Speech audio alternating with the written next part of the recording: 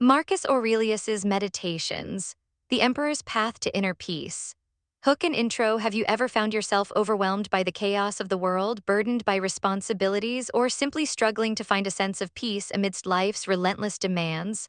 What if the answers to these universal human dilemmas were penned by an emperor, not from a throne, but from the muddy tents of a battlefield amidst war and plague? This is not a grand epic of military conquests or political intrigue, but a story of a different kind, an intensely personal journey into the mind of one of history's most powerful rulers, Marcus Aurelius. Today we delve into Meditations, a book unlike any other. It is not a conventional narrative with a plot, characters, or a dramatic arc in the way a novel might be. Instead, it is a collection of private philosophical reflections, spiritual exercises, and self-admonitions that Marcus Aurelius wrote to himself. Think of it as his personal operating manual for navigating the most challenging aspects of human existence. He wasn't writing for us, he was writing for himself to strengthen his own resolve, remind himself of his Stoic principles, and find inner tranquility in a world constantly on the brink of collapse. The plot of Meditations, if we can call it that, is an internal one, the ongoing, lifelong struggle of an individual, an emperor no less, to achieve self-mastery, cultivate virtue, and maintain his rationality in the face of immense external pressures. It is the story of a mind striving for harmony with the universe, a soul seeking freedom from disturbance, and a leader endeavoring to live justly and wisely. This is a journey not across geographical landscapes, but across the intricate terrain of the human psyche. In a world increasingly characterized by anxiety, division, and the relentless pursuit of external validation, the wisdom contained within Meditations offers a profound and practical antidote. Marcus Aurelius's insights into controlling our judgments, accepting what we cannot change, and finding purpose in duty are more relevant than ever. This video will unravel the core themes and principles that guided this extraordinary man, showing you how his ancient wisdom can illuminate your own path to resilience, inner peace, and a life lived with integrity. Stay with us as we unlock the secrets of an emperor's soul. By understanding his internal journey, his philosophical plot, you will gain not just knowledge of an ancient text, but practical tools for shaping your own perceptions, managing your reactions, and finding calm amidst your personal storms. This isn't just history. It's a blueprint for enduring strength in any era. Context and background. To truly appreciate the profound nature of Marcus Aurelius's Meditations, we must first understand the man himself and the tumultuous world in which he lived. Marcus Aurelius, born in 121 AD, was destined for greatness. Adopted by Emperor Antoninus Pius, he was meticulously educated in rhetoric, law, and most importantly, philosophy. His teachers included prominent Stoics like Junius Rusticus and Apollonius, who steeped him in the principles of this ancient Greek school of thought. He ascended to the imperial throne in 161 AD, becoming one of Rome's 5 good emperors, a period often regarded as the height of the Roman Empire. However, Marcus Aurelius's reign was far from a golden age of peace. It was a period defined by constant external threats and internal crises. Rome faced relentless warfare on its frontiers, particularly against Germanic tribes along the Danube River and the powerful Parthian Empire in the east. These weren't distant conflicts. Aurelius spent much of his reign personally leading military campaigns, living in austere conditions far from the luxuries of Rome. Adding to the external pressures was a devastating internal catastrophe. The Antonine Plague, which swept across the empire from 165 AD, killing millions and severely weakening Rome's military and economy. This plague was so severe that some historians believe it may have been an early form of smallpox or measles, causing widespread terror and suffering. Marcus Aurelius himself lost many family members and friends to the disease. It was against this backdrop of incessant warfare, rampant disease, and the immense weight of imperial responsibility that Meditations was written. This was not a book he intended for public consumption. It was his personal journal, a series of notes and reflections he scribbled down, likely during brief respites from battle in the solitude of his tent on the frontier. The original title was To Himself, a testament to its deeply introspective and private nature. The philosophical foundation of Meditations is Stoicism, a school of thought founded in Athens around 300 BC by Zeno of Citium. Stoicism emphasizes that while we cannot control external events, we can control our judgments and reactions to them. It teaches that virtue, wisdom, justice, courage, temperance is the sole good, and that living in accordance with reason and nature is the path to eudaimonia or human flourishing. For a Stoic, external things like wealth, health, reputation, or even life and death itself are indifferent. They are neither good nor bad in themselves, but simply material for us to exercise our virtue upon. Marcus Aurelius was particularly influenced by the teachings of Epictetus, a former slave who became a renowned Stoic philosopher. Epictetus's emphasis on the dichotomy of control, distinguishing what is within our power from what is not, forms the bedrock of many of Aurelius's reflections. Aurelius read Epictetus's discourses and found in them a powerful framework for navigating the moral and emotional challenges of his life. Unlike a novel, Meditations does not have a progressive plot. Instead, it is divided into 12 books, each a collection of loosely connected aphorisms, short essays, and personal reminders. There's no narrative arc where characters develop or events unfold in a sequence. Rather, the plot is the emperor's continuous internal dialogue. He constantly interrogates himself, reminds himself of Stoic principles, and analyzes his own judgments and actions. He often repeats themes across different books, not due to forgetfulness, but as a deliberate practice of reinforcing these ideas in his mind, much like a musician practices scales. His story is therefore one of sustained self-cultivation.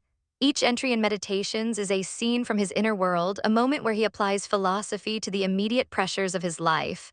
For instance, one moment he might be contemplating the transient nature of power after witnessing the fall of a rival, and the next, he might be reminding himself to act justly towards a subordinate who has wronged him. It is this constant, practical application of philosophy that makes Meditations so compelling and timeless, offering not a tale of external adventure but a profound guide to the ultimate human adventure, building an unshakable inner self. The book begins with Marcus Aurelius expressing profound gratitude in Book 1, acknowledging all the people who influenced him, his ancestors, parents, teachers, and even the gods. This sets a tone of humility and recognition of external influences on his character. He thanks his grandfather for teaching him good morals, his father for modesty and manly character, and his mother for piety and generosity. He is grateful for his philosophical teachers who steered him toward Stoicism, and for his adoptive father, Emperor Antoninus Pius, who provided a model of calm, rational leadership and diligent devotion to duty. This section acts as a mental inventory of his support system and the virtues he inherited or learned. Throughout the subsequent books, Marcus then embarks on his daily spiritual exercises, addressing himself directly in the second person. You must do this, remember that. He doesn't recount specific events in detail, but uses the types of events he faced, dealings with difficult people, the prospect of death, the demands of public office as prompts for his philosophical reminders. The plot is his relentless effort to live each day virtuously, rationally, and with inner peace, constantly battling against his own human tendencies toward anger, fear, and self-pity, and striving to align his will with the rational order of the universe. Core narrative and analysis. The plot of Meditations is not a story you read, but a life you witness being lived from the inside out. It is Marcus Aurelius's continuous internal dialogue, his relentless spiritual exercises, and his unwavering commitment to Stoic principles. Let us trace this internal narrative through the key themes that define his quest for self-mastery and inner peace. The first and arguably most foundational principle in Aurelius's internal plot is the dichotomy of control. This idea, inherited largely from Epictetus, forms the bedrock of his psychological resilience. Marcus constantly reminds himself that some things are within his control and some are not. What is within his control? His judgments, his impulses, his desires, his aversions, and most importantly, his actions. What is not within his control? His body, his property, his reputation, the actions of others, and external events like war, plague, or death.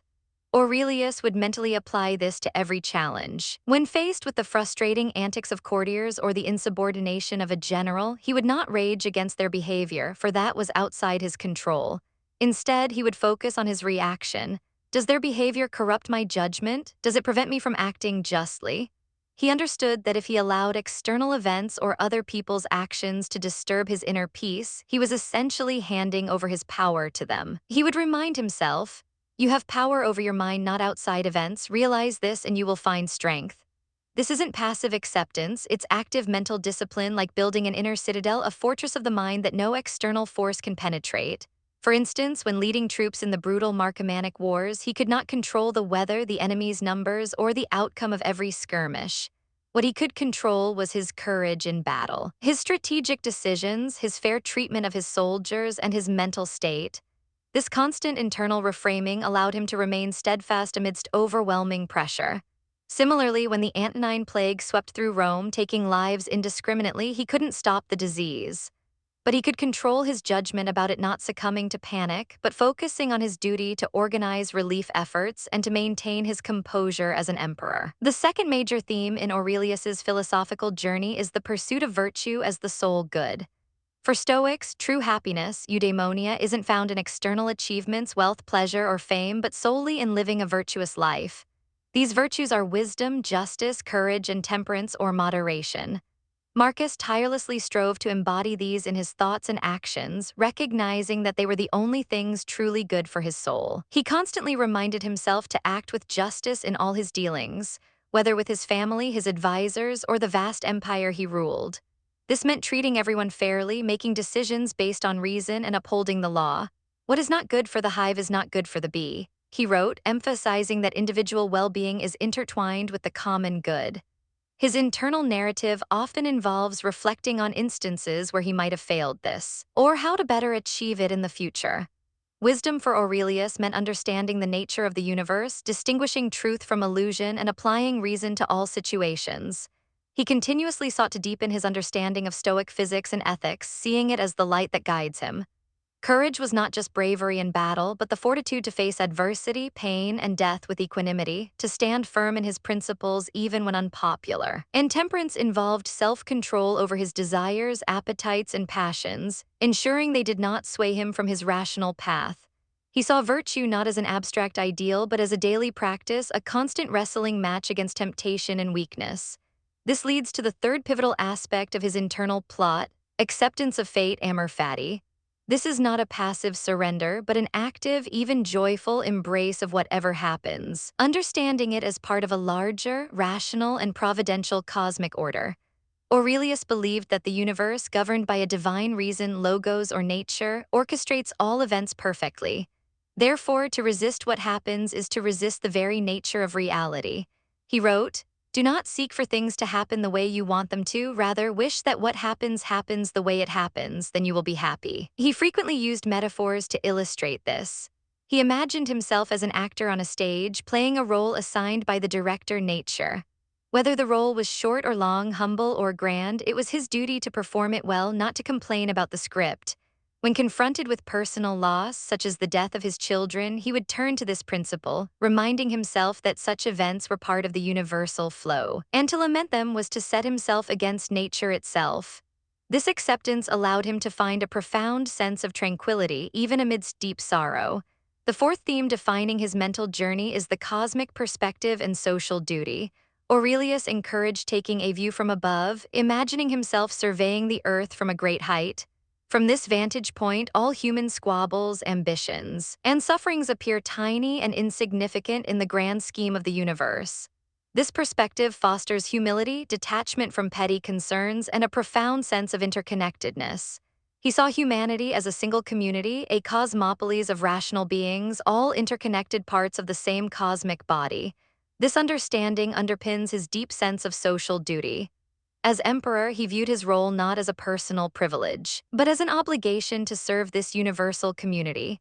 He constantly reminded himself of his responsibility to act justly, benevolently, and cooperatively towards all others, even those who might act foolishly or maliciously.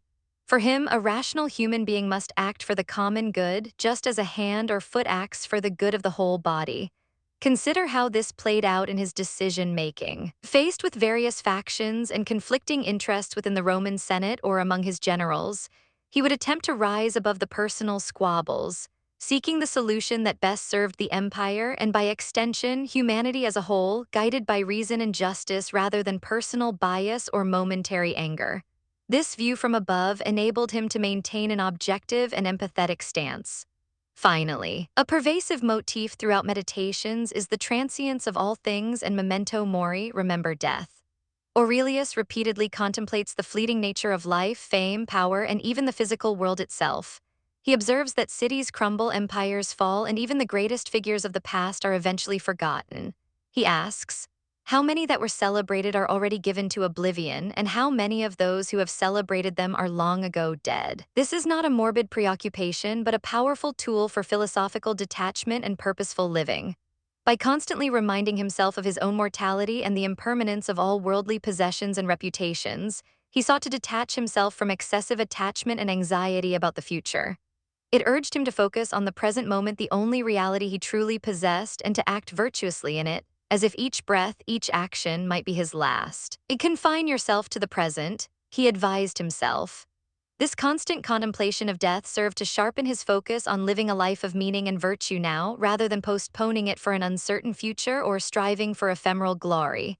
For example, when dealing with flatterers or critics, he would remind himself that both their praise and condemnation were transient and would be forgotten. This allowed him to remain indifferent to external opinions, focusing only on whether his actions were truly just and rational.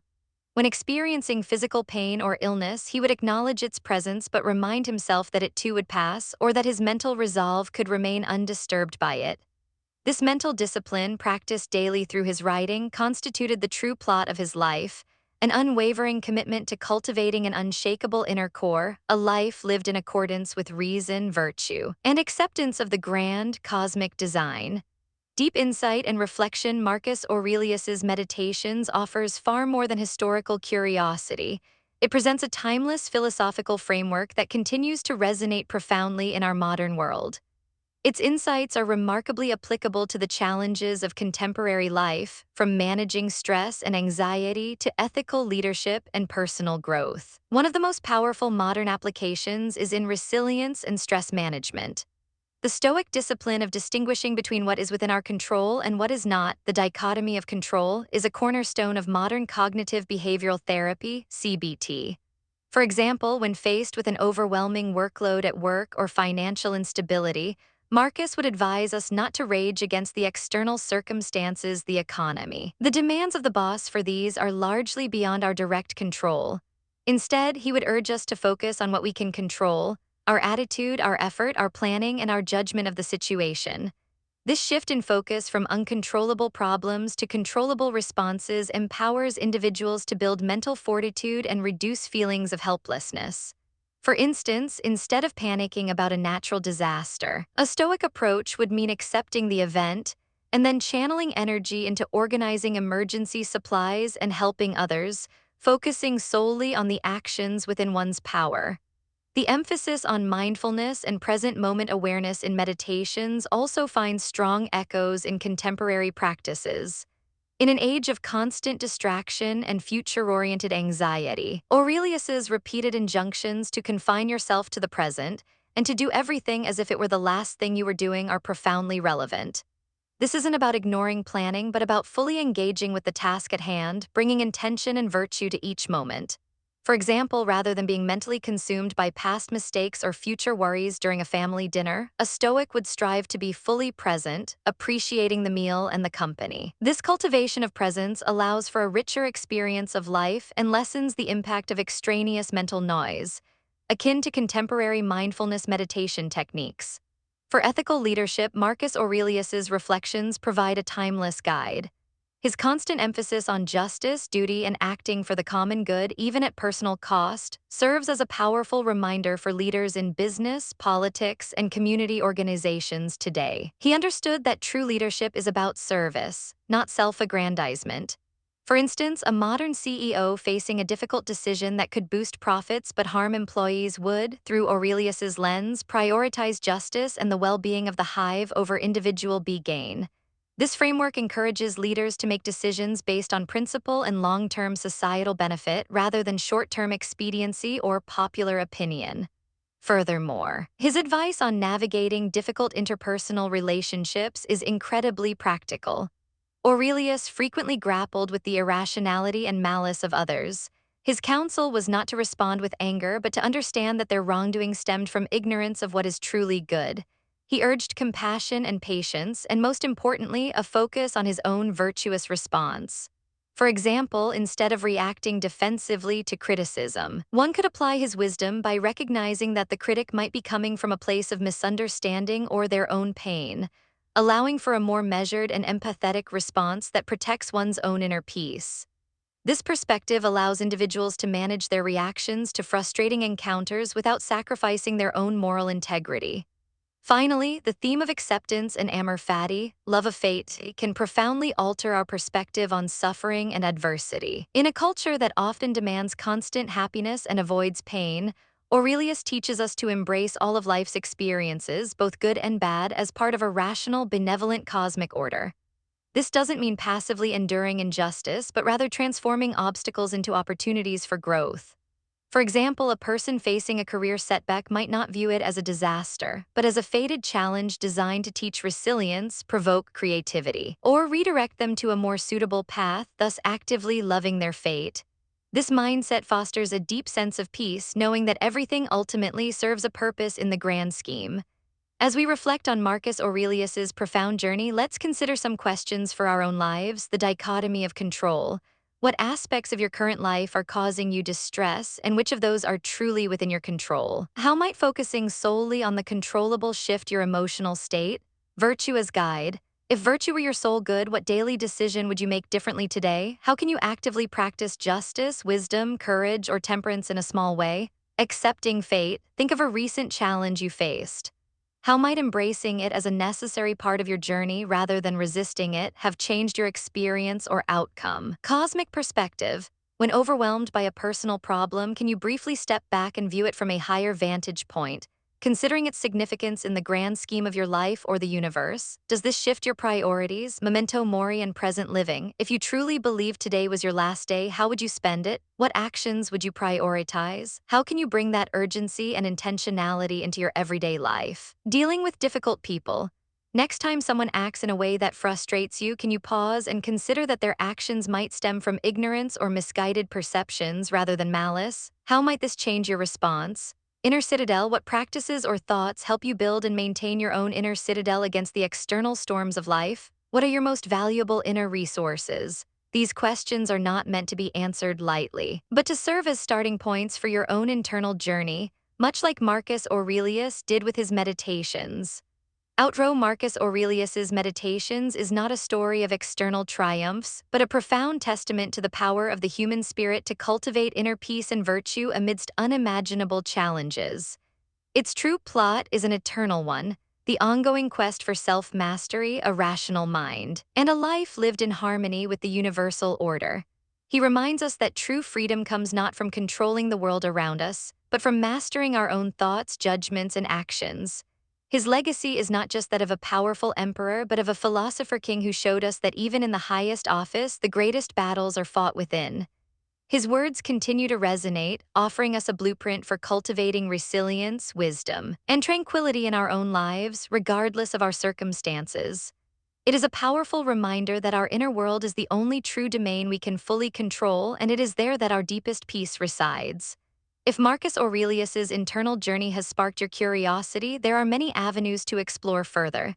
You might delve into the works of his Stoic predecessors, such as Epictetus's Discourses and Enchiridion, which directly influenced Aurelius and offer powerful, practical advice on the dichotomy of control and living with integrity. Or explore Seneca's Letters from a Stoic, which delve into topics like anger, grief, and the shortness of life with poignant eloquence. Beyond Stoicism, you could explore modern Stoicism, a contemporary movement that applies these ancient principles to modern psychological challenges, offering workshops and resources for building resilience. Or consider the deeper connections between ancient wisdom and contemporary practices like mindfulness and cognitive behavioral therapy, CBT, which share many foundational principles with Stoicism in their approach to managing thoughts and emotions. What internal plot are you writing for yourself each day? How are you cultivating your own inner citadel? Remember, the journey towards a virtuous and tranquil life is a continuous practice, a lifelong meditation. May Marcus Aurelius's enduring wisdom empower you to live with greater purpose, peace, and resilience. Thank you for joining us on this exploration of the Emperor's profound path to inner peace.